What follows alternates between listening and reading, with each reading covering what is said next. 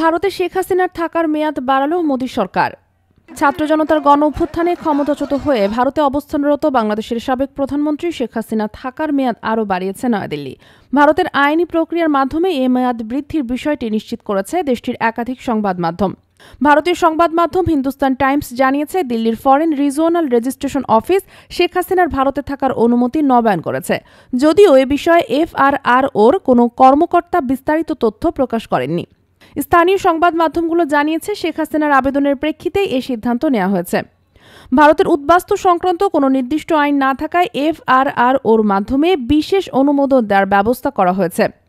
এর আগেও শেখ হাসিনা থাকার বৈধতা একইভাবে নবায়ন করা হয়েছিল। শেখ হাসিনা সহ ৯৭ জনের পাসপোর্ট বাতিল করেছে বাংলাদেশ।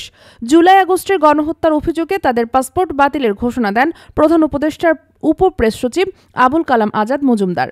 ফলে ভারতের শেখ হাসিনার অবস্থান নিয়ে প্রশ্ন ওঠে। তাছাড়া গুম ও বিচার বহির্ভূত হত্যার অভিযোগে শেখ হাসিনা সহ ১১ জনের বিরুদ্ধে আন্তর্জাতিক অপরাধ ট্রাইব্যুনাল গ্রেপ্তারি পরোয়ানা জারি করেছে।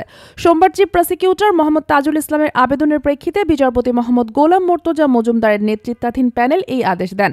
গুমের অভিযোগে শেখ হাসিনা, পুলিশের সাবেক মহাপরিদর্শক বেনজির আহমেদ এবং নিরাপত্তা বিষয়ক উপদেষ্টা তারিক সিদ্দিকীর বিরুদ্ধে ব্যবস্থা নেওয়া হচ্ছে। আদালত আসামিদের ১২ ফেব্রুয়ারি আন্তর্জাতিক অপরাধ ট্রাইব্যুনালে হাজির করার নির্দেশ দিয়েছে।